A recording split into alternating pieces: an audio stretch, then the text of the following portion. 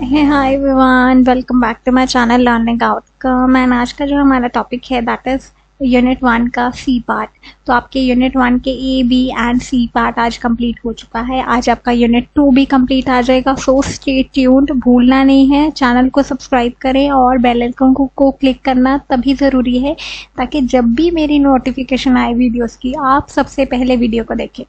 Because अगर आप and पे आके वीडियोस को देखेंगे ना तो आपके लिए भी वो बर्डन बन जाएगा। Because my videos are nearly 25 minutes plus.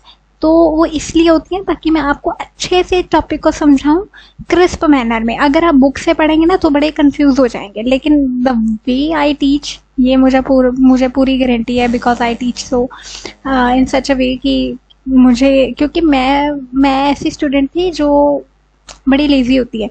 So I use to find quick ways to read and make sure that those things stick to my mind. तो वो चीज़ें मैं आपके लिए भी अप्लाई करती हूँ अपनी वीडियोस में। मेरी वीडियोस ऐसी होंगी कि मैं ऐसे बच्चों का ध्यान रखूँ जो बड़े लेजी होते हैं। तो जो बड़े इंटेलिजेंट है उनके तो बड़ी इजी लगेगी, लेकिन जो बच्चे बड़े लेजी होते हैं तो उनको हेल्प हो, सॉरी तो इनको हेल्प हो।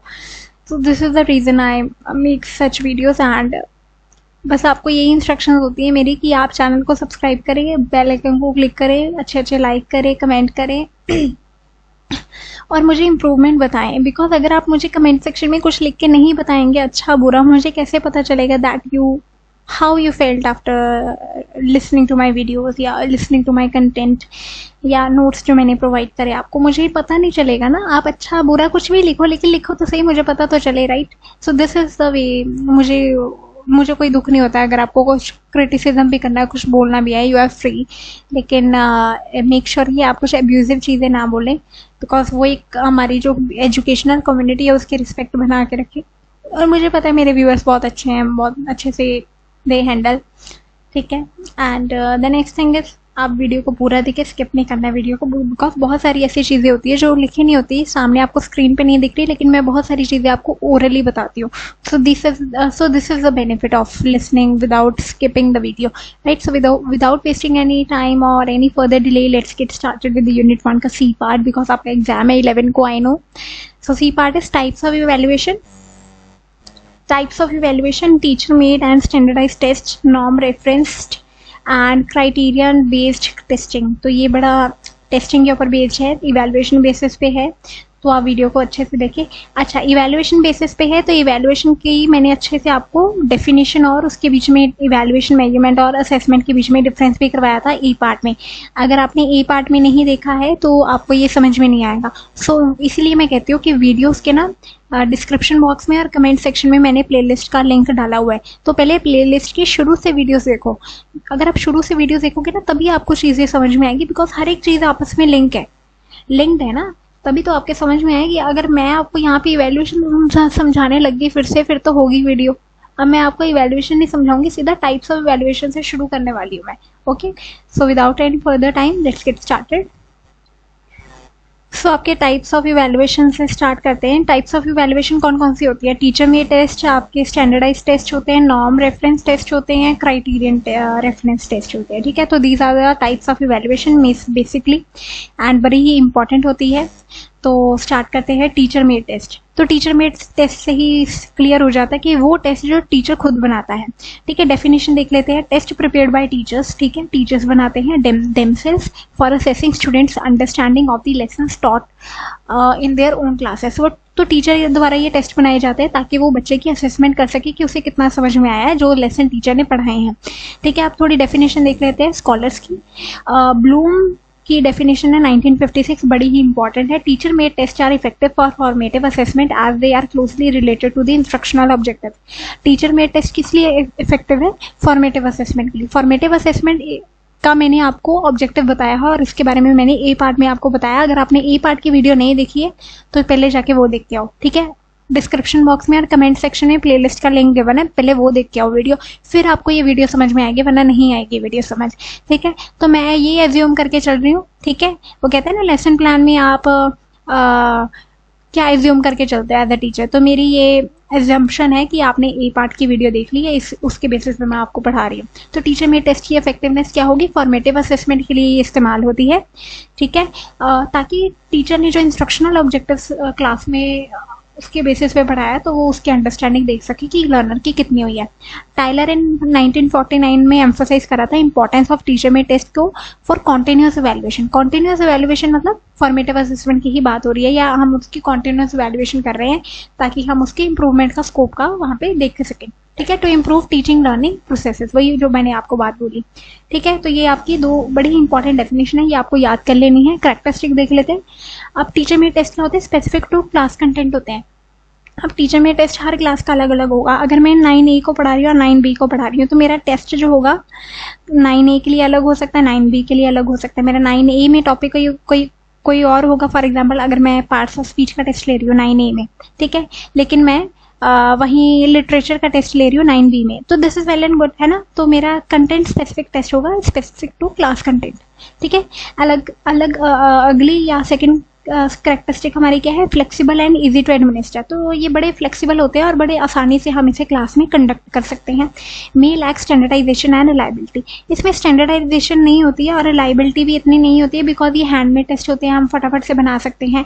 इसमें हम इतना साइंस का इस्तेमाल नहीं करते, या हमारी आंसर की प्रीवियसली कोई बनी नहीं होती, तो these are quick test made by the teacher, तो हमें इतना ध्यान नहीं दे रहा है, ठीक है। स्टैंडर्डाइज टेस्ट देख लेते हैं। स्टैंडर्डाइज टेस्ट का मतलब तो ये होता है जो फॉर्मल टेस्ट होते हैं, जैसे कि आपके एग्जामिनेशन वगैरह, ठीक है, फाइनल एग्जामिनेशन, वो स्टैंडर्डाइज टेस्ट हो सकते हैं, या आपके स्टैंडर्डाइज टेस्ट हो सकते हैं, जैसे IQ का कोई टेस्ट हो गया साइकोलॉजी बेस्ड, ठीक है, तो वो भी स्टैंडर्डाइज टेस्ट होते हैं। Test develop by experts, administered and scored in a consistent manner to ensure reliability and validity across different groups, ठीक है। तो डेफिनेशन हमारी यही है कि ये जो टेस्ट होते हैं ये एक्सपर्ट्स द्वारा बनाए जाते हैं, जैसे वही मैंने आपको बोला, Raven's progressive test, IQ test, emotional intelligence test, ठीक है, SK मंगल के मैंने आपको टेस्ट बताए थे, ठीक है। अंडरस्टैंडिंग द लर्नर में भी मैंने आपको कुछ टेस्ट बताए हैं। अगर वो आपको टेस्ट याद है तो वो सारे जितने भी अंडरस्टैंडिंग में लर्नर में आपने जितने भी personality test, creativity test, interest inventory, ये सारे आपके जो है स्टैंडर्डाइज टेस्ट होते हैं। ये एक्सपर्ट्स के द्वारा बनाए जाते हैं। ये एक एक्सपर्ट भी बना सकता है या ग्रुप ऑफ एक्सपर्ट या और उसके फेलो जो हम कहते हैं कि उसके स्टूडेंट्स भी बनाते हैं, जैसे जीन पियाजे था, BF स्किनर था। इनके जो छोटे छोटे जो स्टूडेंट्स होते हैं, छोटे छोटे कह रही हूँ, क्या मेरे लैंग्वेज के वर्ड्स को क्या हो गया, छोटे छोटे स्टूडेंट्स मतलब जो आपके जूनियर्स होते हैं। फॉर एग्जांपल अगर कोई बच्चा PhD कर रहा है, आपको ये तो समझ में आ ही होगा, जो PhD कर रहे हैं उनके ऊपर एक गाइड होता है, मतलब वो उनके नीचे PhD अपनी पूरी कर रहे होते हैं, because they are expert in providing PhD guidance to the young PhD scholars, ठीक है, जो PhD कर रहे हैं या PhD परस्यू कर रहे हैं। बिल्कुल वैसे ही स्टैंडर्डाइज टेस्ट के जो एक्सपर्ट होते हैं उनके नीचे भी उनके स्टूडेंट्स होते हैं, ठीक है। तो वो भी साथ में मिलके एक्सपर्ट्स के साथ मिलके टेस्ट बनाने की कोशिश करते हैं। उनको एडमिनिस्टर और scored in a well consistent manner में होते हैं और ये ज़्यादा रिलायबल और वैलिडिटी इनकी बहुत हायर होती है, ठीक है। अब स्कॉलर्स की कुछ डेफिनेशन देख रहे थे। एबल ने 1972 में ये बोला कि जो स्टैंडर्डाइज टेस्ट है वो हमें प्रोवाइड क्या करते हैं, ऑब्जेक्टिव मेजरमेंट प्रोवाइड करते हैं। अब ये जो मैंने आपको चीज़ें हैं, ये जो टर्म है, ये मैंने आपको ए पार्ट में समझाई हुई है, तो पहले ए पार्ट की वीडियो देख के आओ, ठीक है। स्टैंडर्डाइज टेस्ट जो हमें प्रोवाइड करते हैं, ऑब्जेक्टिव मेजरमेंट प्रोवाइड करते हैं और हमें क्या हेल्प करते हैं, कंपेयर करने में स्टूडेंट्स की performance on a large scale. हम बहुत सारे स्टूडेंट्स की performance on a large scale में हम कंपेयर कर सकते हैं।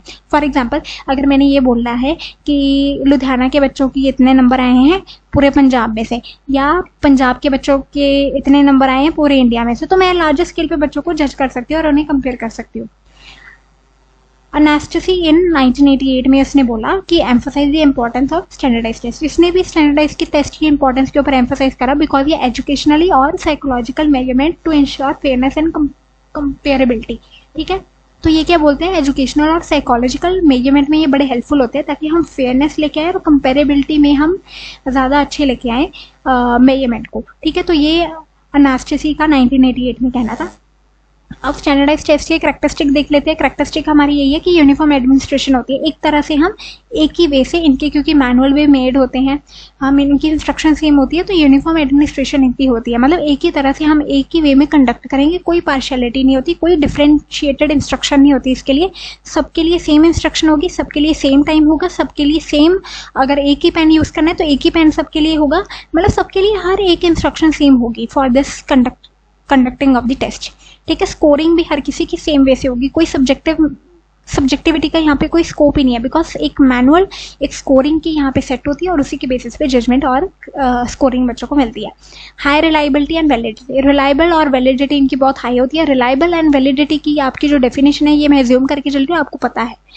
रिलायबिलिटी और वैलिडिटी का मतलब आप अच्छे से जानते होंगे, ये मैं समझती हूँ बिकॉज फर्स्ट सेमेस्टर में हमने बहुत कुछ पढ़ा है इसके बारे में। Norms establish on representative sample, अब हम ये देख सकते हैं कि ये जो है आगे चल के ये जो टेस्ट है हम सर्वे में भी इसका इस्तेमाल कर सकते हैं। बहुत सारे हम फर्दर एजुकेशनल जो हमारे सर्वेज होते हैं, हमारी जो डॉक्यूमेंट्रीज होती हैं, हम इसका इस्तेमाल अच्छे से कर सकते हैं। ठीक है, next one is norm referenced test. अब ये जो होते हैं test designed to compare and rank test takers in a relation to one another. अब नॉर्म रेफरेंस टेस्ट क्या होते हैं, ये हम टेस्ट लेते हैं ताकि हम कंपेयर करें और रैंक बच्चों को दे सके in relation to one another, मतलब इस बच्चे ने कितना अच्छा करा, इस बच्चे ने कितना कम करा, तो ये हम बच्चे को रैंक कर सकते हैं। अब स्कॉलर्स की डेफिनेशन देख लेते हैं। पॉपम ने 1999 में क्या बोला, norm reference test are useful aid for identify relative position and ranking of student. अब इसने बोला है कि नॉर्म रेफरेंस टेस्ट क्या होते हैं, ये हमें बहुत हेल्प करते हैं ताकि हम बच्चे की पोजीशन या रैंकिंग डिसाइड कर सके। नेट को 2001 में बोला कि these test measure students performance relative to a norm group but do not measure mastery of content. अब इसने ये बोला कि हम स्टूडेंट्स के परफॉर्मेंस को मेजर कर सकते हैं according to a norm of a group, but हम ये नहीं मेजर कर सकते कि उसकी मास्टरी ऑफ कंटेंट कितनी है, हम ये नहीं मेजर कर सकते, लेकिन हम उसके परफॉर्मेंस लेवल मेजर कर सकते हैं। ठीक है, कैरेक्टरिस्टिक्स हम ये देख लेते हैं। Score interpreted based on group performance, हम यहाँ पे स्कोरिंग कैसे इंटरप्रेट करते हैं, बच्चे के ग्रुप परफॉर्मेंस के बेसिस पे हम करते हैं। अब used for selection and placement, हम सिलेक्शन और प्लेसमेंट में भी इसका इस्तेमाल करते हैं। अब जितने सारे कॉम्पिटिटिव टेस्ट होते हैं उसमें नॉर्म रेफरेंस टेस्ट का इस्तेमाल किया जाता है। For example SAT, IQ test, इसमें सारे नॉर्म रेफरेंस टेस्ट का इस्तेमाल होता है। Criterion reference test, criterion reference test मतलब CRT, ये जो टेस्ट होते हैं ये मेजर करते हैं बच्चे की परफॉर्मेंस को according against a fixed set of learning standard और क्राइटेरिया। हम बच्चे के fixed standard criteria of learning के अकॉर्डिंग या उसके अगेंस्ट आके हम ये देखते हैं कि बच्चे की परफॉर्मेंस क्या है। ठीक है, अब ग्रॉनलैंड की 1981 में ये डेफिनेशन है कि क्राइटेरियन रेफरेंस टेस्ट जो होती हैं वो असेस करते हैं कि बच्चे ने कितना अचीव करा स्पेसिफिक स्किल को या नॉलेज को, या उसकी मास्टरी कितनी है। हम उसकी रैंकिंग नहीं चेक करते, हम उसकी मास्टरी चेक करते हैं कि उस कंटेंट की उसकी स्किल कितनी है, नॉलेज कितनी है और उसकी मास्टरी कितनी है। लेकिन नॉर्म रेफरेंस टेस्ट में हम उस रैंकिंग चेक करते हैं, क्राइटेरियन रेफरेंस टेस्ट में हम बच्चे की कंटेंट मास्टरी चेक करते हैं। ठीक है, ये बेसिक डिफरेंस है। निट को 2001 में इसने क्या बोला, क्राइटेरियन टेस्ट जो होते हैं प्रोवाइड करते हैं हमें clear information about a student, क्या उसकी स्ट्रेंथ कितनी है, क्या उसकी वीकनेस है, according to relative defined objective. हमें क्राइटेरियन रेफरेंस टेस्ट निटको के अकॉर्डिंग ये बताता है कि हम बच्चे की स्ट्रेंथ और वीकनेस भी चेक कर सकते हैं कि उसकी क्या स्ट्रेंथ है, क्या उसकी वीकनेस है। ये निटको 2001 में इसने ये बोला है। कैरेक्टरिस्टिक इसके ये होते हैं कि स्कोर हमें बताते हैं कि उसकी कंटेंट मास्टरी है कि नहीं है। ठीक है, स्कोर से ही हमें पता चल जाता है। लेकिन नॉन रेफरेंस टेस्ट में हम सिर्फ रैंकिंग देते हैं, उसकी कंटेंट मास्टरी नहीं देख सकते। यहाँ पे हमें उसकी मास्टरी पता चल जाती है स्कोर से। ठीक है, ये यूजफुल होता है डायग्नोस्टिक एंड इंस्ट्रक्शनल पर्पसेस के लिए। हम इससे बच्चे का डायग्नोस्टिक और इंस्ट्रक्शनल पर्पसेस में यूज कर सकते हैं। एग्जाम्पल जैसे ड्राइविंग लाइसेंस टेस्ट होता है, यूनिट टेस्ट होते हैं, ये उसमें इस्तेमाल होता है। ठीक है, तो अब इसका अगर आप चाहे तो हम एक कर ले, कंपैरिजन कर ले, बिकॉज कंपैरिजन से मुझे बच्चे बोलते हैं कि क्लियर हो जाता है, तो कंपैरिजन कर ही लेते हैं फिर। तो ये रहा आपका कंपैरिजन टेबल। और अब देख लेते हैं टीचर मेड टेस्ट यहाँ पे है, स्टैंडर्डाइज टेस्ट यहाँ, नॉन रेफरेंस टेस्ट यहाँ, क्राइटेरियन रेफरेंस टेस्ट यहाँ। ठीक है, पहले तो डेफिनेशन देख लेते हैं। Test created by teachers for their own classroom use, ठीक है, उसे हम टीचर मेड टेस्ट कहते हैं। स्टैंडर्डाइज टेस्ट क्या होते हैं, वो जो डेवलप बाय होते हैं experts in a with uniform administration. ठीक है, ये एक्सपर्ट्स द्वारा बनाए जाते हैं for uniform administration. Norm reference test क्या होते हैं, comparing students performance against a norm group. ठीक है, हम यहाँ पे बच्चे की स्टूडेंट का कंपैरिजन करते हैं against a norm group. Criterion में हम क्या देखते हैं, मेजरिंग उसकी परफॉर्मेंस अगेंस्ट फिक्स्ड क्राइटेरिया या स्टैंडर्ड। यहाँ पे हम बच्चे को कंपेयर करते हैं दूसरे बच्चे के साथ, यहाँ पे हम उसके परफॉर्मेंस को देखते हैं अकॉर्डिंग टू फिक्स्ड क्राइटेरिया या स्टैंडर्ड। पर्पस क्या होता है इसका, to assess specific classroom learning, हम उसकी क्लासरूम लर्निंग असेस करते हैं। ठीक है, यहाँ पे हम मेजर करते हैं बच्चे की परफॉर्मेंस क्या है लार्ज पॉपुलेशन के अकॉर्डिंग, ठीक है, उसकी ताकि हम लार्ज पॉपुलेशन के साथ उसका कंपैरिजन कर सकें। यहाँ पे हम बच्चे को रैंक प्रोवाइड करते हैं रिलेटिव टू पीयर्स, ठीक है, बच्चे को उसके ही क्लास के बच्चों के साथ या उसके ही फ्रेंड्स के साथ, उसके ही फेलोमेट्स के साथ कंपेयर करके हम उसे रैंक प्रोवाइड करते हैं। यहाँ पे हम ये डिटरमाइन करते हैं कि उसकी मास्टरी क्या है, स्किल्स की या कंटेंट की। यहाँ पे इसके स्कॉलर्स क्या है, ब्लूम और टाइलर, इसके एबल एंड एस्ट्रसी, इसके पॉपम एंड निटको, एंड यहाँ पे ग्राउंडर एंड निटको। स्टैंडर्डाइजेशन यहाँ पे टीचर में टेस्ट का लो होता है, यहाँ पे स्टैंडर्डाइजेशन हाई होता है, यहाँ पे भी हाई होता है, यहाँ पे भी हाई होता है। टीचर में टेस्ट में वो स्लो होता है स्टैंडर्डाइजेशन। रिलायबिलिटी और वैलिडिटी यहाँ पे इतनी नहीं होती है, so it is often variable. यहाँ पे हाई होती है, यहाँ पे भी हाई, यहाँ पे भी हाई। स्कोरिंग क्या है, सब्जेक्टिव और ऑब्जेक्टिव होती है यहाँ पे स्कोरिंग, यहाँ पे ऑब्जेक्टिव। यहाँ पे रिलेटिव टू नॉर्म ग्रुप होती है यहाँ पे स्कोरिंग, और यहाँ पे स्कोरिंग क्या होती है, रिलेटिव टू फिक्स्ड क्राइटेरिया, जो भी सेट है क्राइटेरिया, ठीक है। यहाँ पे इंटरप्रिटेशन कैसी होगी, स्पेसिफिक टू टीचर क्लासरूम, ठीक है, टीचर के अकॉर्डिंग यहाँ पे इंटरप्रिटेशन होगी। जनरलाइजेशन अक्रॉस रीजन्स या स्कूल्स, यहाँ पे स्टैंडर्डाइजेशन में हम देख सकते हैं। यहाँ पे rank order with in group हम देखते हैं, यहाँ पे मास्टरी और नॉन मास्टरी देखते हैं। यूजफुलनेस इसकी क्या होती है, समेटिव और फॉर्मेटिव असेसमेंट के लिए होती है। यहाँ पे लार्ज स्केल असेसमेंट अकाउंटेबिलिटी हम देखते हैं। यहाँ पे सिलेक्शन और ग्रुपिंग या आइडेंटिफिकेशन ऑफ एक्सट्रीम हम यहाँ पे चेक करते हैं। और यहाँ पे हमारी यूजफुलनेस क्या होती है, डायग्नोस्टिक, इंस्ट्रक्शनल, गाइडेंस या सर्टिफिकेशन। एग्जाम्पल क्या होते हैं, यूनिट टेस्ट या क्विज ले लिया क्लास में, SAT, GRE, state achievement test, ठीक है, आईक्यू टेस्ट, परसेंटाइल स्कोर्स हो सकते हैं। और लास्ट में क्राइटेरियन में क्या होता है, driving test and end of unit test. तो ये हो गया आपका जो भी आपका डिफरेंस टेबल है, हमने कंपेयर कर लिया चारों इवैल्यूएशन टाइप्स को। And with this we are done with the topic. बड़ा ही क्रिस्प टॉपिक था, इजी टू अंडरस्टैंड था, और मैं ये एज्यूम करके चल रही हूँ कि आपने यूनिट 1 की ए पार्ट की वीडियो देखी है, बिकॉज ए पार्ट में बड़ी डिटेल वे में समझाया है। And with this we are done with the topic, and I hope अच्छे से पढ़ेंगे आप। चैनल को सब्सक्राइब किए बिना नहीं जाना है चैनल को सब्सक्राइब किए बिना। And I know you will be subscribing to the channel. Bell icon को क्लिक करना है, लाइक करना है, कमेंट करना है, and we will see you in the next video. And till then आप अच्छे से पढ़े। एंड यूनिट 2 भी आज आपका फुली कंप्लीट हो जाएगा, अपलोड हो जाएगा, तो बेल आइकन को क्लिक करके चैनल को सब्सक्राइब करके रख लो, ताकि आपको वीडियो की नोटिफिकेशन मिलती रहे। एंड एग्जामिनेशन के बाद मुझे आके बताया करो कि आपका पेपर कैसा गया, राइट।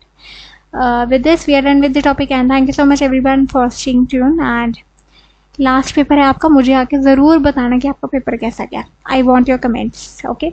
Thank you everybody।